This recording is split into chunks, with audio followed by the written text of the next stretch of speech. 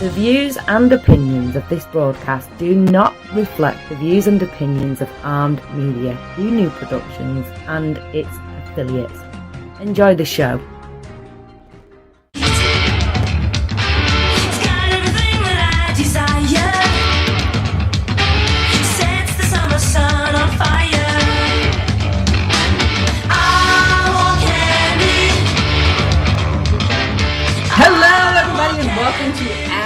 For Candy, 101 ways to make your love and your life sweeter. I am Candice Harper Coach.com, honey, and I teach and inspire audacious intimacy to powerful, professional, grown-ass women who want real relationships and seductive singlehoods. I always say dating and relationships can be hard, but love is always easy. Right? And yes. You are listening into Armed Radio on your TuneIn device or your smart device in the TuneIn app. Your TuneIn app on your smart device. I don't know. I'm not technical. You're doing one of those things. Or you're in the garden, which you know I love the garden because the garden is all about love. Or you are on Facebook Live. And if you're on Facebook Live, you can see me and you can see my guest, Colleen, who I'm going to introduce in a moment.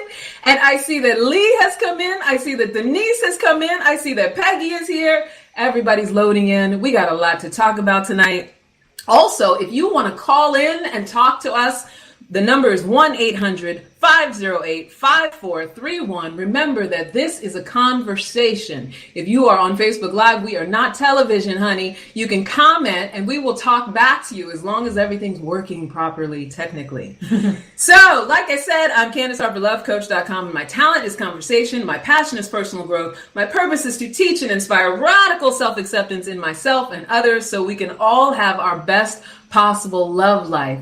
And I have a friend here to support and help me in doing that tonight. I'm so excited because I have known this beautiful woman for a long time now. I don't want to date us. At least 5 years. At least.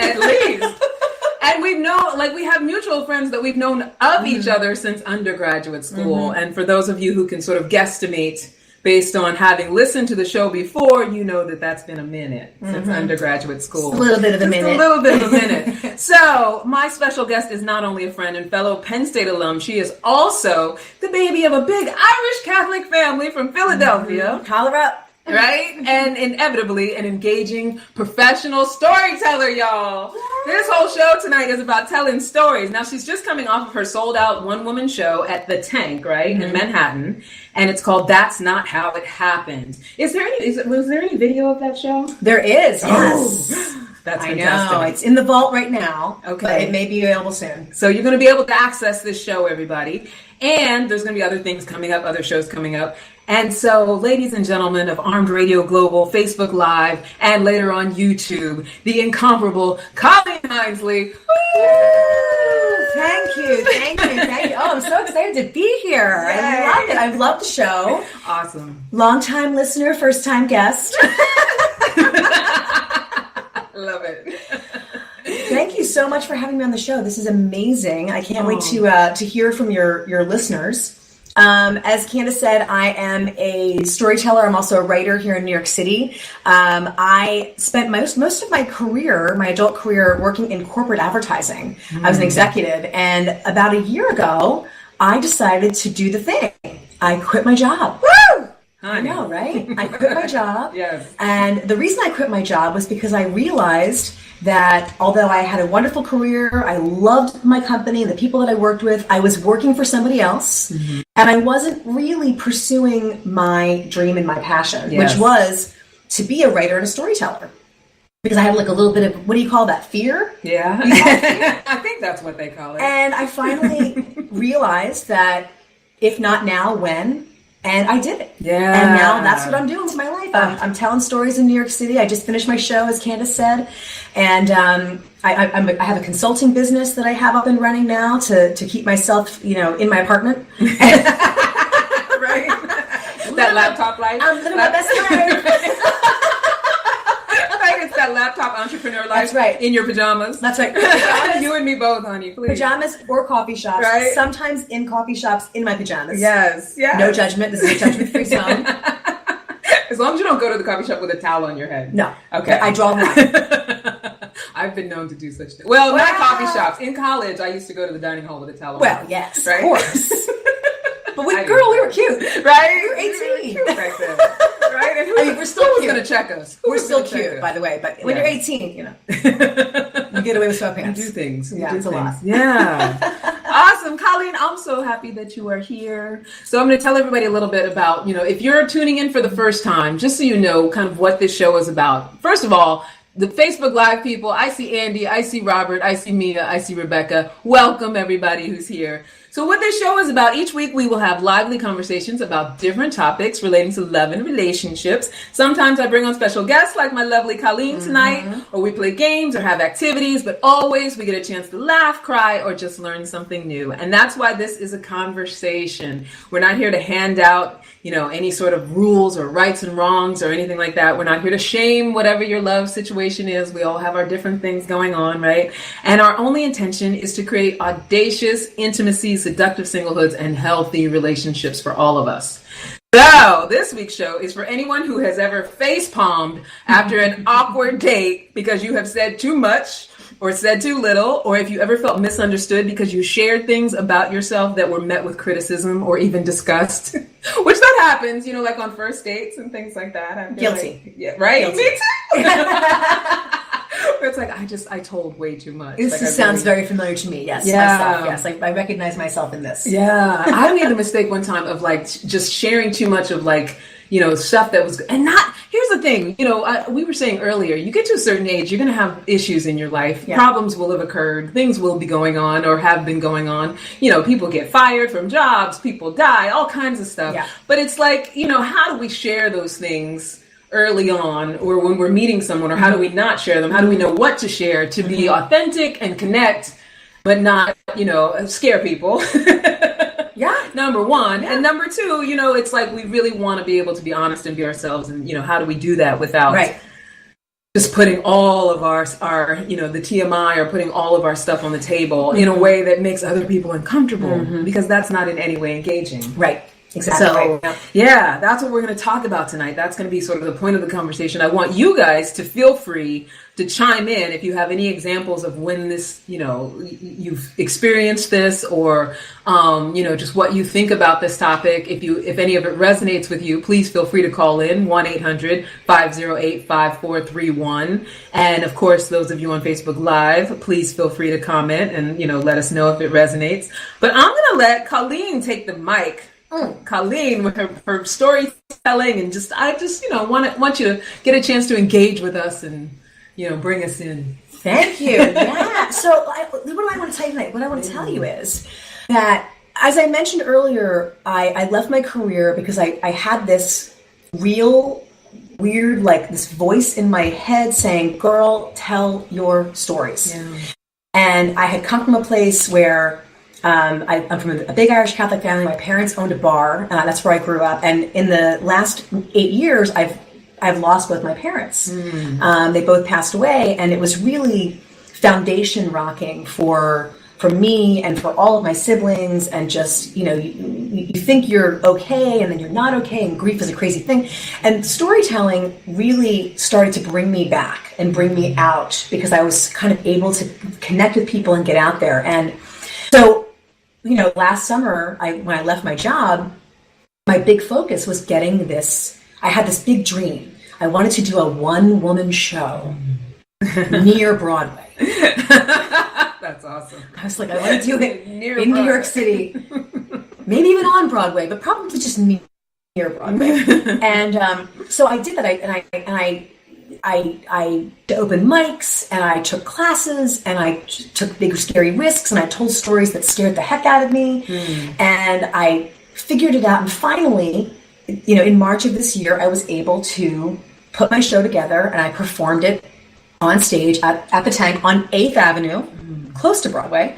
And it was so freeing. And it was freeing for me and freeing for my family, and it was really wonderful. And one of the things that kind of got me there was going on this journey of self-exploration through, facing my fears and realizing that the fear part of telling my truth and telling the things that I wanted to tell, that they weren't going to be met with horror, and scorn, or people just going, who cares, was the big thing. So a friend of mine, the lovely Rhea Elias, a dear, dear friend of mine, used to always say, tell the truth, because she would say the truth has legs. And what she meant by that was, when everything else is falling apart, when everything else has gone to heck, the truth is going to be the only thing left standing. So if you're going to end up there anyway, you might as well start there. I love that. And I always love that quote. And unfortunately, our Rhea died in January. We lost her in January. And just this weekend, I went to her memorial service, which was really, the bar has been set very high, my friends, for memorial services. Okay, Yeah. It was in a punk rock venue. They had a live band. Oh my God. They had just speakers from her friends and her family telling great stories about her. They played music videos that she'd create. She was an artist, and they had a tattoo artist. Now, I am, again, from a big Irish Catholic family. I don't have a mark on my body that's not a freckle. I have freckles, and that's it. There's no tattoos. There's no marks on my body at all, and I never had the desire for it. But really, I've just been feeling this tremendous growth over the last year or so. And when I got into the venue, and the tattoo artist was there, and I walked up, and the first thing I saw was the quote, "The truth has legs." Yeah. And I found myself saying, I want that one right here on my arm. And a friend of mine was next to me saying, wait, who are you? And where's Colleen Hindsley? You don't have tattoos. What's going on? And I said, no, I'm ready. Today's the day. Let's do it. So I sat down, and this lovely and very nurturing tattoo artist, who saw immediately that she was like, she saw me coming. She was like, oh, this one.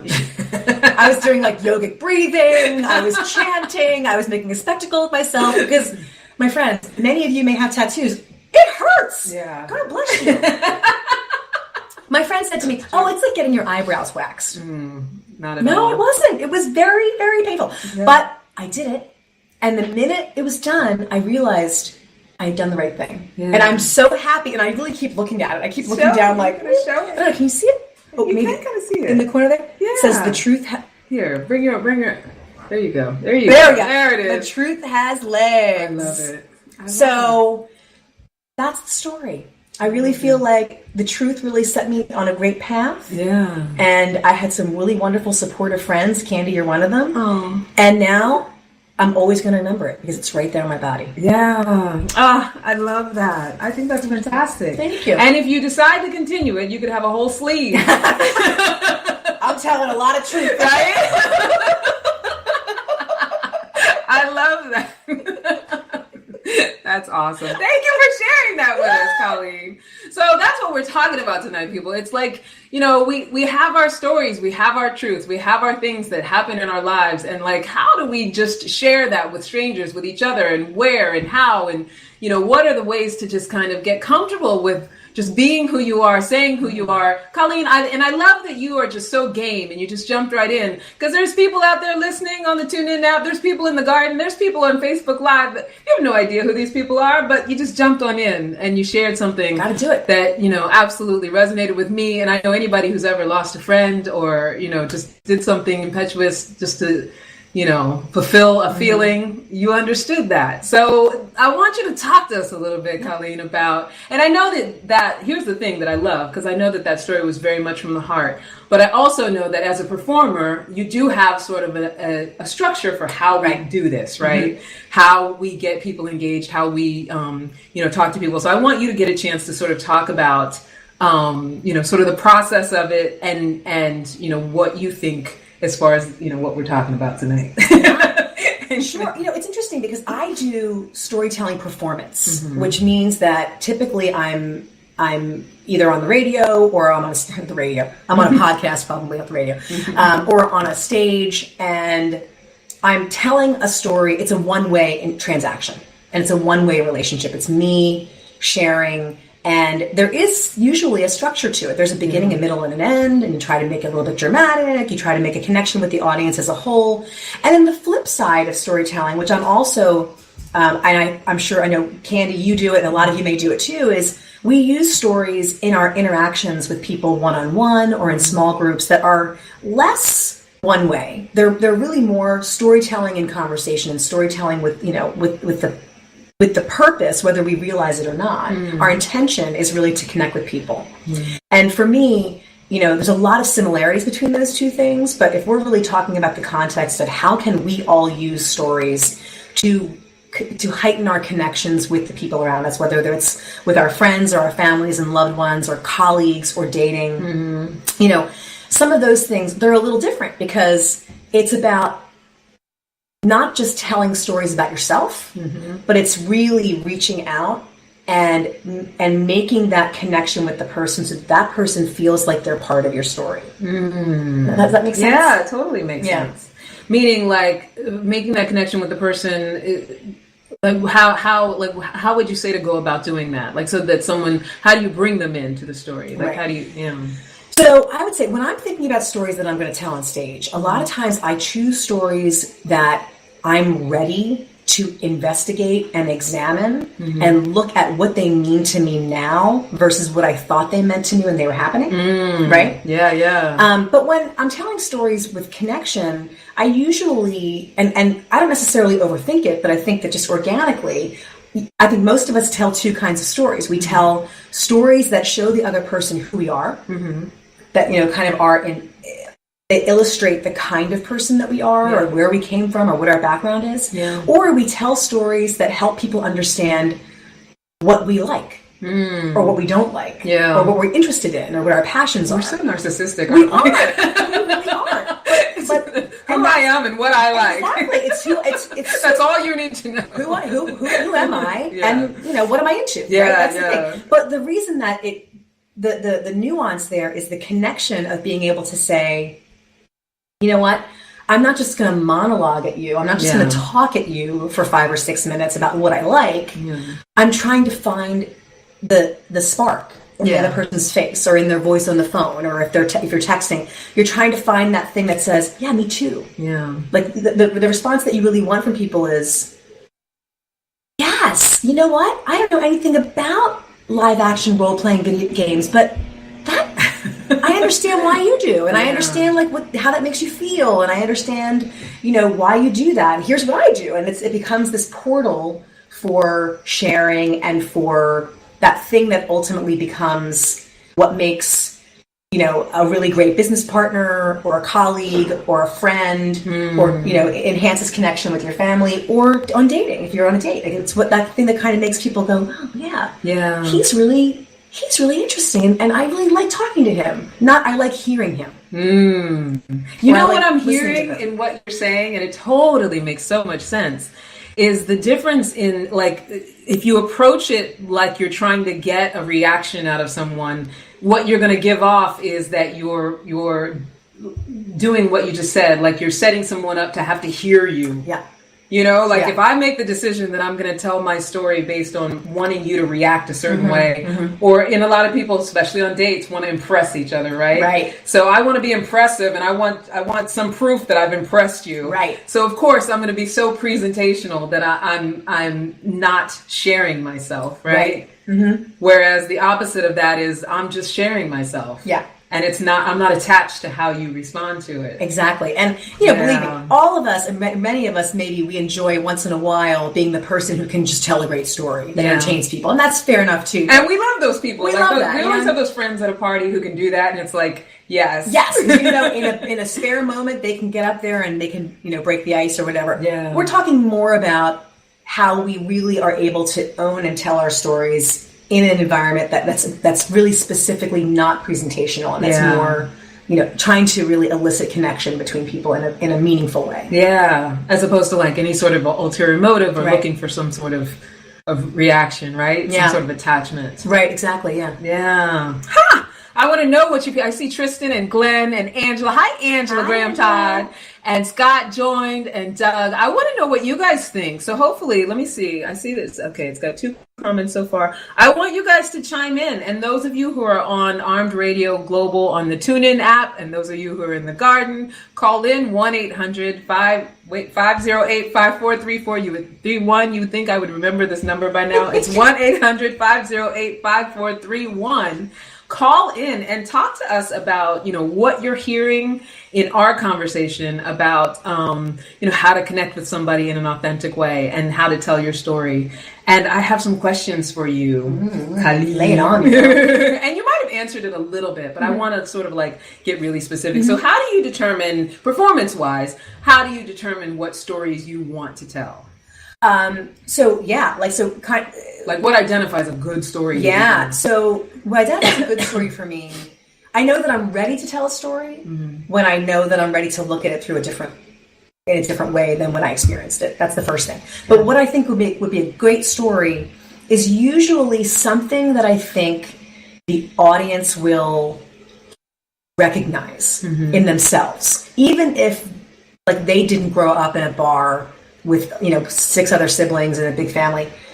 5 other siblings, actually. I'm the 6th. That's a big average gap. But it's big. But even if they didn't go through that, the story has to be able to connect with people on that level. And frankly, I want it to be entertaining. Yeah. I want it to be able to have something that has some sort of not that it has to be neatly resolved, but some kind of beginning, middle, and end. Beginning, middle, and end. It needs to tell a story, have some kind of narrative arc. And for me, usually, if believe me, I was the queen of being you're not going to believe what just happened here on the subway. And in New York, you can amass a lot of those. Day, right? Twice a day, morning commute and evening commute. Right. And that's really fine as chit chat, but in a performative story, in a presentational story, it doesn't, there's no stakes. The stakes aren't very high there. Yeah. So in a personal story that I present, the audience needs to realize that the stakes are high for me. Even if it's just that I'm worried that I'm going to be embarrassed about something, or if I'm worried that I didn't do my job well, or I'm worried that someone's going to find out that I, called in sick to work when I wasn't really sick. Whatever it is, there's got to be some sort of thing where the stakes are high. Or even deep emotional stuff, like things that might scare you, or things that you might be embarrassed about, or things like that, right? Totally, and that contributes to that idea that the story can be about something that's really seems so almost like humdrum or daily life, but if the stakes are high, suddenly it makes it a story. You're invested in what's going to happen. You want the audience to be what's going to happen? Yeah. How does she get out of that pickle? Yeah. And it doesn't have to be a thriller. Get out of that pickle. I'm not going to fall for the banana in the tail. And I can often hear people in the audience going, I'm not going to fall for the banana in the tail. I hope she doesn't try to pull that. I hope she doesn't try that. That's hilarious. Yeah. Yeah, but that totally makes sense. I also feel too, it's such a mark of vulnerability. And I think that people think that vulnerability is weakness when really vulnerability is strength. And that's why when you tell that kind of story and like you said, and you have some stake in it, that's why people connect to it. Yeah, right? Exactly. It's I feel it's similar to what musicians do. If you ever think of musicians that you love, it's like musicians, what they're doing, especially when they're very, I think of someone like Prince, because he's such a good example of someone who's just so audacious. And I think sometimes people think that performers like that are performing because they're trying to make the crowd do something. But really, it's just that ability to just be as real and raw as you are and as expressive as you can be. And I think that the way that translates into conversation and out of music is that music gives you the opportunity to just kind of get into the organic flow of the beat and all of that. But when you're talking to someone, what's there for you is just the honesty. Yeah. Right? Right. And the truth, because the truth has legs. And what's just there for you, what's real. Exactly. Yeah. Yeah. That's good stuff. That's awesome. Okay. So let me ask you this.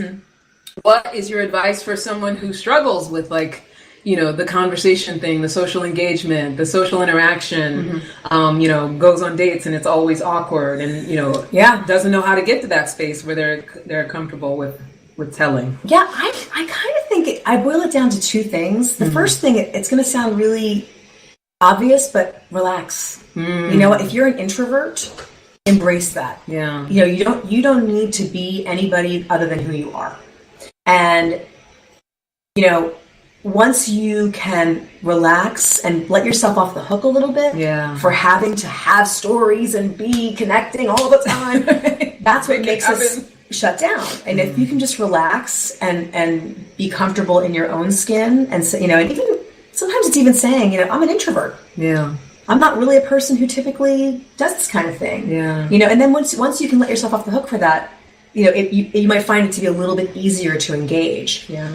And then the other thing, and this may sound, it may sound a little insincere, but it's definitely not, is think about the stories that you have to tell and maybe have 1 or 2 or 3 kind of in your back pocket of the things that you can tell about yourself. And again, like maybe have one that really illustrates who you are and the other one, what you like. Yeah. And think about, having like 1, 2, 3 things that that you can kind of go to, that you can tell in a minute or 2 or in the conversational tone that lets the other person know, like, where are you from? And it can be, because people, when you're on early dates or if you're meeting somebody in business for the first time and you have that awkward chit chat in the beginning, if you can kind of have that thing that you always go to, that's your thing. And so like a lot of times, sometimes my thing is I make a joke about the fact that I grew up in a bar. Like a lot of times if someone says, I'm sorry to keep you waiting, don't worry about it. I grew up in a bar. I used to wait. I used to wait tables and used to wait. You did. And it doesn't always have to be a joke, by the way. You don't have to force yourself to be funny, but think about the opportunities that you might have to mine your life in a way that just makes you feel comfortable, that you can say, that's, if somebody says to me like, hey, what do you like to do? Yeah. You think about it. What do you like to do? And come up with a couple of sentences. And you don't have to memorize them, but just, it's your life. You know them. Yeah. Think about it and be ready for it. That way, you don't have to, if you spend your time preparing for that, then you may not feel so uncomfortable when you're in the moment to have to come up with something. Because what do we do on dates? Especially we ask questions of each other. Yeah. Trying to get to know each other. Yeah. What I'm also hearing in what you're saying is get okay with what your story is. Yeah. Yeah. And there was something that you said earlier that's resonating in that way. Like the moment we get okay with it and we're not like shaming ourselves for it or embarrassed about it, or we don't have some sort of like story about it being right or wrong, I think that also helps to loosen up the ability to be vulnerable about it and just talk about it, right? Right. No matter what it might be. I'm trying to think of course I can't think of a single example because I'm kind of an open book. Like I probably tell a little too much of my stuff. Because I'm pretty okay with it. But there's definitely been a time where there was a lot of things that I was not okay with and didn't realize that I was not okay with them until they were possibly going to come up in conversation, And that's the thing. I think we also, when we talk about vulnerability and when we're encouraging each other to get comfortable with vulnerability, which is kind of an oxymoron because vulnerability is almost the opposite of comfort sometimes, but that's not to say that we should feel the need that we have to dig deep in every conversation. That's true. Okay. Although I have to say this, and it's so funny because I was watching on, what was it, yesterday? Amy Schumer was on Super Soul Sunday with Oprah Winfrey, and I was like, okay, me and Colleen's conversation is going to be so much better. But anyway, whatever, I'm a narcissist. But in what you're saying, like I was thinking, there was something that they said. There was something that, wait, say what you just said again. But you don't have to always have to feel like you have to dig deep in every conversation. Yeah. They were both talking about being introverts and hating small talk. Right. Like they don't like small talk at all. Like how's the weather, all of that stuff. And I have to say, I mean, I'll do it sometimes, but one of my things has always been, especially when I started down the whole, we call it the transformation mafia, started down that whole road, is feeling like every conversation had to be like some sort of like, either I'm getting coaching or I'm giving someone coaching and we're talking about the serious stuff and I don't want to have a small conversation. I agree with you. Every conversation does not have to be like some sort of in-depth, like you've turned it all around type thing. Everything doesn't have to be, Super Soul Sunday sessions.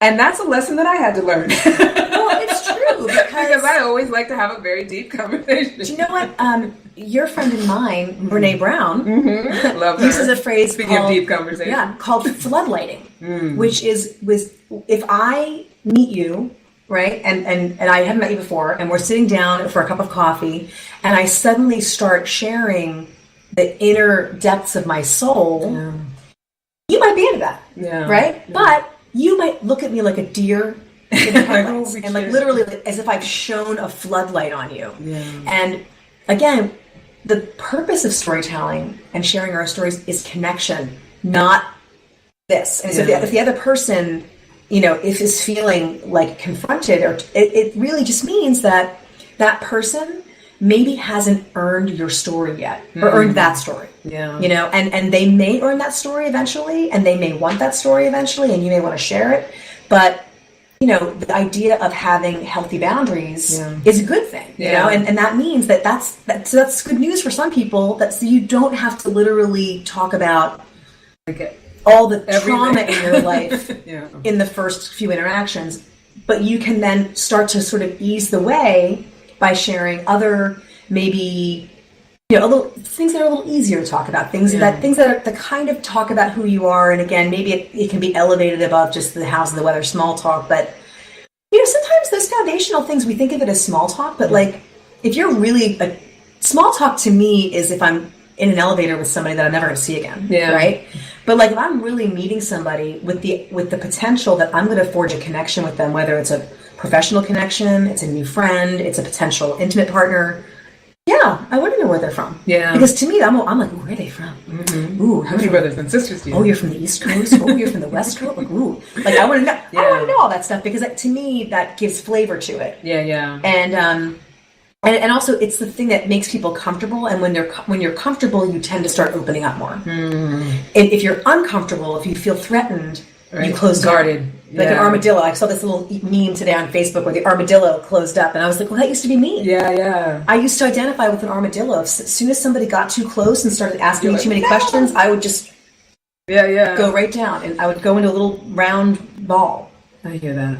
And now I'm getting tattoos. An armored ball. And now you're getting tattoos. with quotes on them. What the hell? How the times have changed. Right. Stories set me free. No, that's awesome. That's awesome. No, I'm getting this is juicy conversation, because I feel like, you know, I always say I'm the coach on the court. I feel like for all of us out here who, you know, we're in sort of that we're precious or anything. I always talk about the dating over 35, and, you know, to sort of apply it to that sort of culture of those of us who are single and older, and, you know, sort of navigating, getting to know people, and, you know, what's possible as far as how well we can get to know people. And, you know, my best friend, she says a lot, no new friends, and she's, you know, in her early 50s. She's done. Yeah, right? She's done. Like, nobody else can get in. No one else. I'm not getting close to anybody else, you know. So I feel like we're in a space in our lives where, you know, this can be a very, you know, on the one hand, I do think, I know as soon as I hit my 40s, like, I wasn't someone who grew up as an adult feeling like I had to worry so much about what people thought, but I didn't realize how much I worried about it until I got, like, you know, around 40 years old, started to, you know, get a little older. And I will say that I think the pressure to be what someone else thinks is kind of lifted off of us. However, the difficulty in breaking through people's walls and breaking through their you know, whatever masks that they've put up over the years, especially when we're dealing with people who aren't really that self-examining, and most of us aren't, and even those of us who are sometimes get in moments where we're not. I think that's where the pressure is on. Like, we're still young enough and vibrant enough that, of course, we want to have, like, the romance and the connection and the love and the passion and all of that good stuff. Like, everybody wants that kind of, you know, even our friendships, we want them to be like strong, passionate friendships. But, you know, at this stage of life, it's like what we're dealing with is not that I'm worried about what you think, but that I've already been through enough shit. I don't want to deal with any more shit. And it's not getting through all of this wall. And I don't want to try to get through your wall. But yeah, everything that you're saying, it kind of speaks to, like, all right, so let me ask you this. What do you think most people are listening for when they're hearing someone else's story? And I think that could pertain to, like, dating or whatever, but when you're getting to know someone new, like, what do you think people are listening for? I think people are listening, you know, because we joked about it earlier, but we're all narcissists. Yes. We're all looking for all about me. Like, what is this? Like, if I'm telling a story to somebody that I'm just meeting, they might be really interested in what I'm saying, and I hope they are. But they're also probably either consciously or unconsciously, or subconsciously or unconsciously. Subconsciously. I never know the difference. You know, right in the chat box. Is that their brain is kind of going, yes,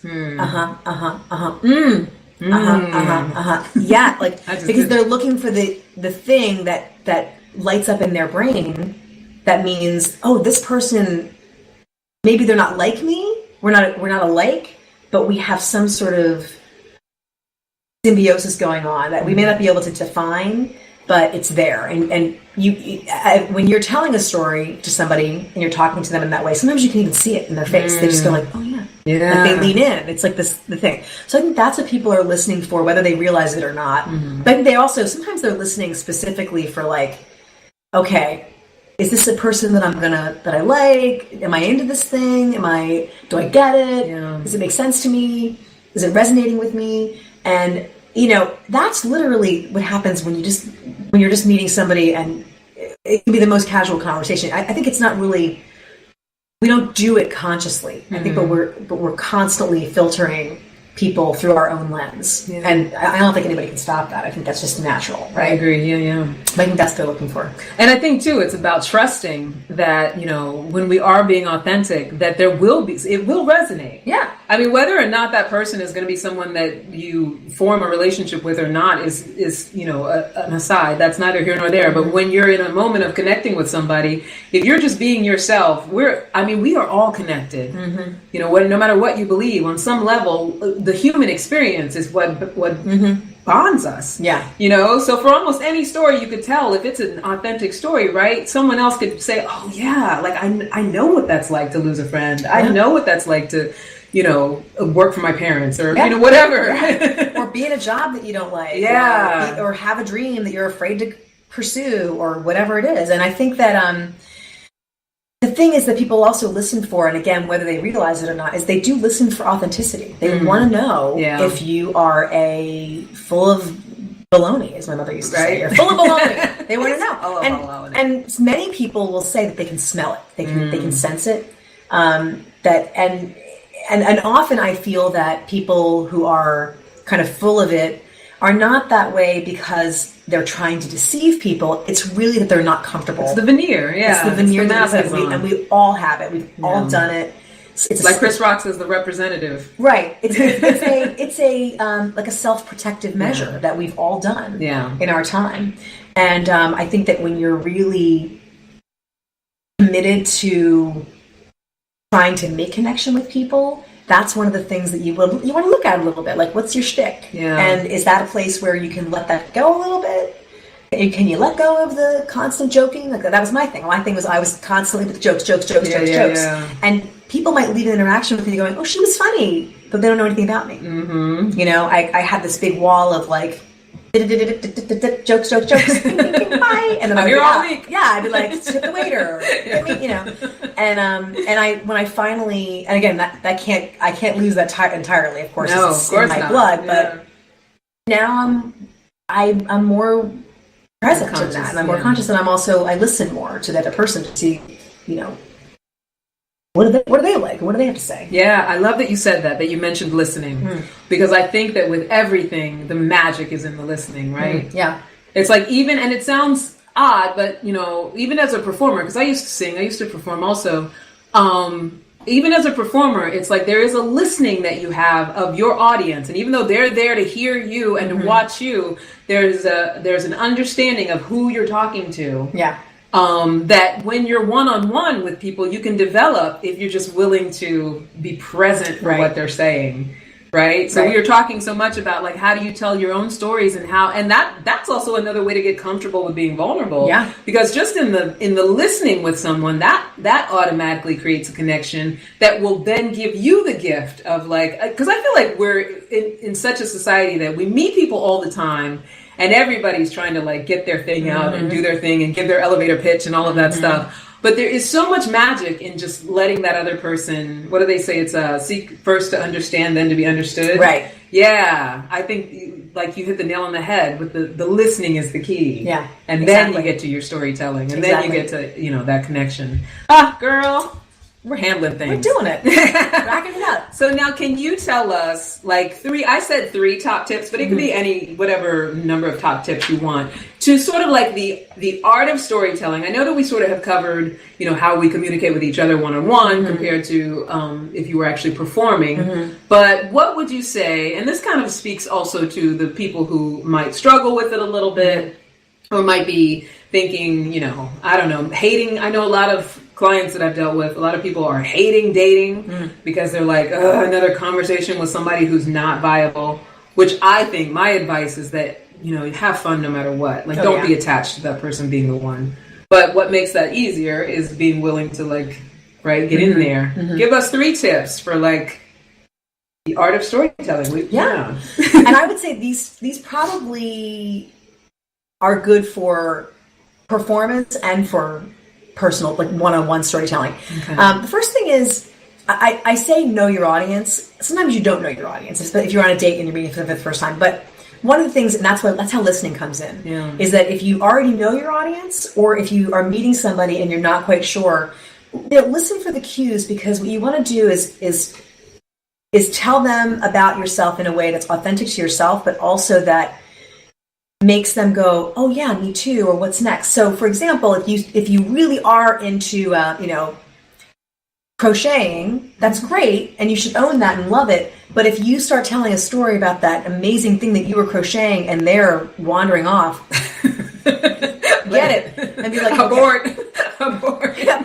And not that you have to be ashamed of loving crochet. It's not that at all. It's just more like not everybody's interested. Or if I was out with somebody and they started to go off about their fantasy football league, I don't think I'd be that interested. Although, because I'm a questioner, I might start asking them questions about why they like it so much and all that kind of stuff. So I think it's just about kind of trying to get to know your audience. And sometimes that's if you know them ahead of time, or asking questions, listening, and then really start to tailor the things that you're talking about to them in an effort, not to hide yourself, but to foster this open communication. I think the second thing we just talked a lot about was be honest. Don't be afraid to be honest with healthy boundaries. No floodlighting. They don't need to know about your colonoscopy experience on the first date. And one of the things, and it's funny because in performance storytelling, we talk about this idea of be vulnerable, get out there, tell the crazy, horrible, traumatic, embarrassing, scary stuff that happened to you. But when we do it in performance, you always have to make sure that the audience knows that you're okay. They know that happened to you, but you're here with them now. So you're here in 2018 telling the story and you're fine. Yeah. And that's that contract that we have with our audience. So think about that when you're doing the one-on-one. How do you do that in particular? Because I know exactly what you're talking about, and I love it when comedians are masterful at it. Yeah.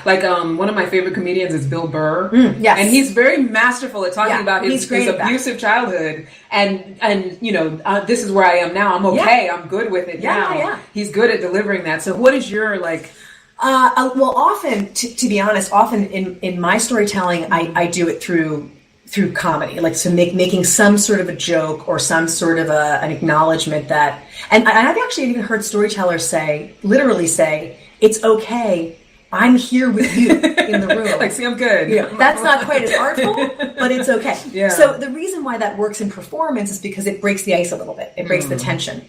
So when you're in a one-on-one conversation with people, understand that if you feel that you are going to tell a story that's going to make you have to tell the person that you're fine, maybe save that for the third date.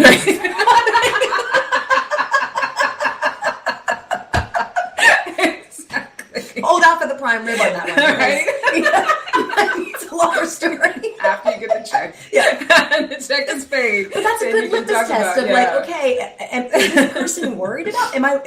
Is the person that I'm talking to going to be concerned for my mental and emotional or physical safety? In a way that maybe isn't the best connector. But if I'm telling a story on the stage, the audience almost by design knows that I'm okay because I'm there telling it. Yeah. But the way that I might, set a story up is, well, now I do this, but I'll tell you, before I did that, and you're going to hear about it. And they get it. They see me now. They see me. I'm on a stage telling the story. So it's that little balancing act. And then the last thing is really just have fun. Communicating and connecting should be fun. Yeah. Especially, and even if you're in a situation where you're going into a job interview, which people notoriously don't think are fun, right? Yeah. But job interviews can be hard, or first dates can be hard, or anything can be hard if you go into it thinking this is going to Yeah. And I'm gonna have to connect with people. Yeah. It's fun. Like that pre-internal conversation that totally deflates the balloon. Totally. Yeah. And you want to get rid of that. And you want to just go in and say, look, we're all just here to connect and we're all here to have fun. And maybe that job interview, I may not get the job, but I want to leave that job interview going, I felt like I made a connection with that person, whether or not, I get a job, or whether or not that first date goes to a second, or whether or not, I make a new girlfriend and we end up having coffee dates, or whatever it is. It's really just allow yourself the pleasure of connecting with people. I love that. And exactly the way, like what I'm getting from what you're saying, and exactly the way that I would say that is it's the presence and not being attached to the outcome. Totally. I mean, that's totally the fun bringer, right? Yeah. Like, I don't care how this turns out. I'm just here for the fun. Yeah, be here now. I bring the fun, and I'm here for the fun. Right? Exactly. I brought the fun. Did you bring the fun? Let's do it. Hello, Kitty. I love it. That's awesome. Yeah. Colleen, honey, you've brought the fun. Like, I feel like, you have said a lot of things that really resonate. I really think that, this is a really important conversation. And I know that there's people out there. I know for myself, it's like just this, here's the thing. I hate to be so ageist about things, but I really do believe that, like I said, we get to a certain age, there's so many walls up. And so it's important to be in a space of feeling just good. Yeah. With who you are, how you share yourself, and, shame-free. And, Yeah. So that's why I feel like it's good to talk about this stuff. It's good to have this, forum to be able to let other people know that it's okay. It's okay if it makes you nervous. Yep. It's okay. Like the dating thing, it never gets comfortable if you never let it get comfortable, right? If you navigate it, like Colleen was saying, like if you go into a job interview, if you navigate it like it's going to be something that's going to be difficult, it's going to be difficult. But part of the reason for having this conversation is to get that, first of all, it's just not that serious. Yeah.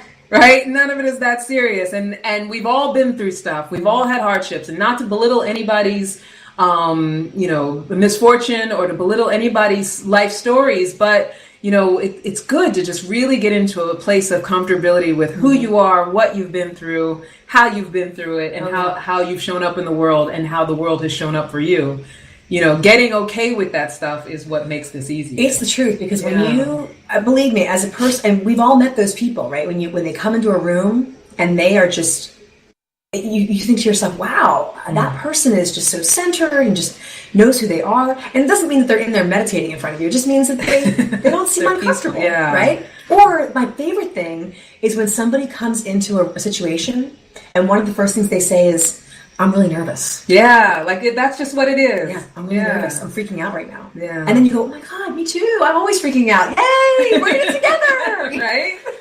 And that's a real low stakes thing to do, especially if you're in a situation like, usually when a job interview, you don't go in and go, I'm really nervous right now. But, sometimes, I interview a lot of people who are younger than me, and they're coming in and they are really nervous. And as an interviewer, you try to make them feel comfortable.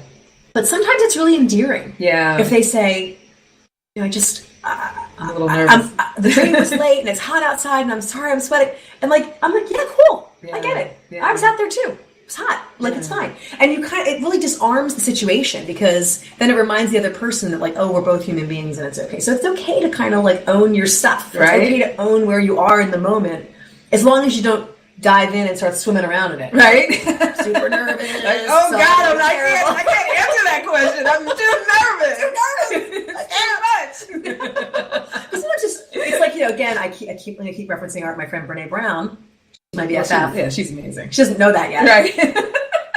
She will be. BFF. She's on your vision board. But she often says, things like, she uses shame as an example. As soon as you speak the shame, it can't survive. Shame can't survive in the light, right? So it's the same thing with a lot of things. If there's discomfort, and just even acknowledging, wow, this is really awkward. Yeah. Sometimes when you're on a blind date or something, and you're like, this is super awkward.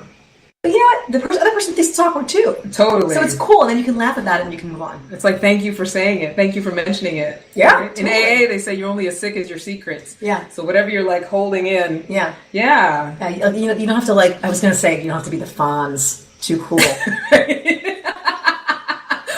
I just totally dated myself. The Fonz. It's okay. the Fonz is like the coolest thing I can think of. This is our demographic. Trust me, they know the Fonz. My Joe Savino just joined. I know he knows who the Fonz is. Joe, you know who the Fonz is, right? Yeah. I see Hiram, I see Maria. All these people know the Fonz. That was the height of the cool I can think of right now. Very relevant. At least to us, you know. But you're right, like he's the perfect example of like that character archetype of like, and I think it's funny that you mentioned him too, because I feel like the 80s was very much about keeping up appearances, because it was a resurgence of the 50s, right? Yeah. Be cool. Like, never let them see you sweat. A facade of like being wealthy and cool. Unaffected but impervious. Like we all tried to be like, just nothing could ruffle us and totally impervious. Yeah. And it's exhausting. It's exhausting. And those of us who, you know, came of age in that generation, like here we are now in the age of like post-therapy, you know, and so this is now the time to, you don't have to do that anymore. Yep. We don't have to do that anymore. Hi, Lee Schultz. Hey, baby. Hey. I love Lee's one of our regulars. Colleen Lee. Lee, you know the Fonz. Right? Thumbs up. Let's hit the jukebox. Hey! Right? So those of you listening in on the TuneIn app, and those of you in the garden, please feel free to call in. We only have a few minutes left. I can't believe how fast this always goes. So fast. The number is 1-800-508-5431 if you want to get in a quick call. I see Lee's here making a comment. If anybody wants to comment on Facebook Live about all that we have shared, you know, hopefully, and those of you who have stuck around with us the whole time, I love you for that, and I think you're amazing, and you got all the best of the good chunky stuff, right? All right, so as always, you guys know that I coach on the side. I do one-on-one coaching. I have a digital program coming. It's called The Secret Art of Seductive Singlehood. And all you got to do is either comment here, you can private message me, just get at me if you want to talk about what that program is, or if you just want to get on my newsletter. I send a daily newsletter with little bits and, you know, little content, little jokes. That sort of thing. And the basis of it is peace, purpose, and partnership. It's a very much a mind, body, and spirit experience. There's a lot of layers to it, but the purpose of doing it is to get to a point where you do feel so comfortable, self-accepted, authentic, that you can build a healthy relationship with anyone you want to. It doesn't have to be a romantic relationship. It could be a business partnership. It could be friendships. It could be family relationships that you want to with yourself. It could be with, and it's mainly, that's the most important person. It's with yourself. And if you can build that kind of relationship with yourself, that unconditional love, you can build a healthy relationship with anybody. I say it like it's just such an easy thing to do. Like you just snap your fingers and you love yourself. Would that were the case, but our culture doesn't support that, right? So that's why we do our transformational work. So as always, 3 ways to make your love and your life sweeter. I say this week, strike up a conversation with a stranger, especially if you're someone who considers yourself pretty shy and pretty, you know, introverted, or someone who's not necessarily comfortable with that sort of thing. Strike up a conversation and see what it feels like to just kind of be yourself authentically. You don't have to share, like Colleen said, with boundaries. You know. Although, can I just break in and tell you that somebody shared with me on the subway the other day, and who talks to anybody in the subway? Nobody, hardly ever, right? Yeah. This is quick. So I'm on the subway. I'm on a local train. I'm very excited because I just have to go one more stop. And of course, the MTA says, this train's going express. Of course it does. So I get off, and I'm pissed. And I'm immediately, like that hair trigger New York thing that we do, where you go from being really neutral and just living your day to suddenly pissed off New Yorker. Fists are clenched, face is crunched up. I'm under my breath. I'm muttering things that would make anybody blush. And I get on the platform, and this woman stands next to me, and she just looks at me with a really neutral, like but sweet expression, and just says, "Isn't it frustrating?" And she said, "Isn't it frustrating?" Oh. And I said, "Yeah, it is frustrating." And she diffused me immediately because she said it with a smile on her face. "Isn't it frustrating?" And I said, "Yeah." And you know, I don't even really know why I'm mad. I'm not late. Yeah, I have time to wait for the second train. And then she said, and this is interesting because it's almost contrary to what I said earlier. We were total strangers. She said, "Well, I'm having a great day. I just found out that I don't have cancer." Wow. And I said, "Oh my gosh, what great news. Congratulations." She said, "Yeah, I'm pretty happy. So, you know, I'm going to wait for the next train." And I said, "I'm going to wait with you. I'm sitting right here next to you." And what was great about that interaction was, you know, I'm never going to see her again. She's a total stranger. But the way that her way in was to connect with me because we had just been through a mildly inconvenient frustration. Yes, first world that problem. I was raging over, and she was like, "Wow, I'm alive." Yeah. Right. But the second thing is that she didn't judge me for it. Because if she had come at me and been like, "Well, listen, I don't know what you should be happy to be alive. I almost had cancer." I would not have connected with her. I would have been like, "Sorry, you almost had cancer. Okay, I'm going to go be embarrassed now because you just shamed and feel bad." And I would have been ashamed, right? Yeah. But she didn't do that. Yeah. She agreed with me that it was frustrating. Like, do this talk to advice. I have a picture. it's really kind of a fun thing, and that was really low stakes for her. She was able to walk away. I was able to walk away. I wished her luck, and it was a nice conversation. I love that story because I feel like, okay, I think Armed Radio Global just left us, but I don't know if they're coming, but we still got Facebook Live people. But what I love about that story is that it does contradict kind of what we were saying about, having the boundaries and everything like that, but it's just such a perfect illustration of what we're talking about, like just saying what it is. Yeah. And like you said, she didn't shame you. It wasn't about her being attached to fixing you or anything like that. Nope. She just wanted to share what was there for her. And it was on her mind. Yeah, and I she love was it. happy. Like, it's like if you just won the lottery or you just got great news and she wanted to share it, and that's cool, And I don't even, just from I'm trying to visualize this person just based on you telling that story, and now I have stakes in her story. I'm so happy for her she didn't have cancer. Happy, yeah. She was just that's how it works, right? getting off at 28th Street, happy as a lark. And I was like, wow, what a great day. Wow. Time to wrap it up. All right, thanks, Jim. All right, Armed Radio Global people. Until next time, never forget your love is needed. Never try to feel like you're not getting the love you need, just need more. And then ask for Candy. We do a Facebook Live, we stay for a couple more minutes. If you're still there, Armed Radio Global people, feel free to email us, askforcandypodcast@gmail.com. Colleen, tell them real quick where they can find you. You can find me on Facebook and Instagram at Colleen Hindsley. I think I'm tagged in the Facebook